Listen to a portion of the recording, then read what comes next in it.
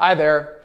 Checking in today, wanted to cover an effect that I've seen called the Dunning-Kruger effect. And the Dunning-Kruger effect was named after Arthur Wheeler. And so it's quite a humorous story and I'll share it with you. In the early mornings in 1995, the police knocked on Arthur Wheeler's door. And to see Arthur Wheeler, he's pretty distinctive. He's 5'6", 270 pounds, so he kind of stands out. And the police knocked on his door to arrest him on suspicion of armed robbery. And Arthur at the time was shocked because he had said, "I used the lemon juice, I used the lemon juice." And so what Arthur had done was he had gone into two banks without a face mask on and robbed them in plain sight. But before he did, he had put some lemon juice over his face because he had read somewhere that cameras don't pick up lemon juice and would make you indistinguishable. I know all you're laughing at that because of course of course that wouldn't happen. And so Arthur even tested the theory out. He put lemon juice over his face and he took a Polaroid picture.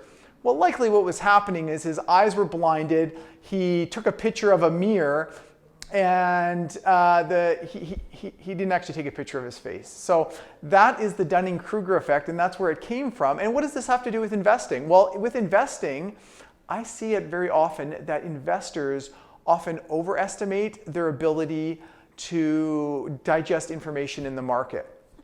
I got this feeling that something's going to happen. I hear that all the time, and that's normal, right? You get a gut feeling, and you're maybe not necessarily looking at the fact.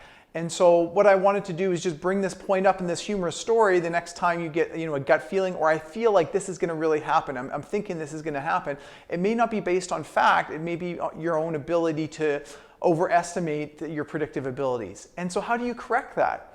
Well, one way is to keep track of feelings or predictions that you have in the market and write them down of what you thought was going to happen, and then follow up later. I think because Donald Trump's going to get elected president, I think the markets are going to crash. Write that down and then see what happened later. Or the coronavirus, we're going to be write down whatever predictions that you have of the crises of the day or what's going on, and then check back with them later and see how you're doing. And that's a good way for you to examine your ability to correct over time. So think of the Dunning-Kruger effect and how it has an impact on the investment markets, and it affects everyone, and that's why we see such wild swings in the market.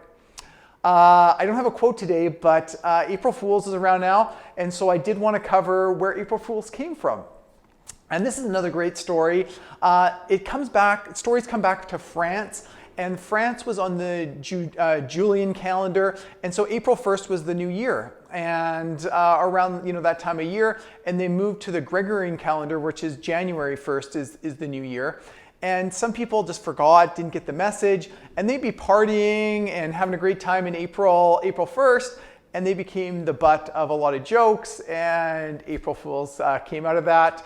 Hope you like this video. If you're a client of mine, if you think there's somebody else that would enjoy listening to it or seeing it, please share it. If you're not a client of mine, please find me on Facebook. I've got a great Facebook page. I've got a LinkedIn page. I've got an Instagram page.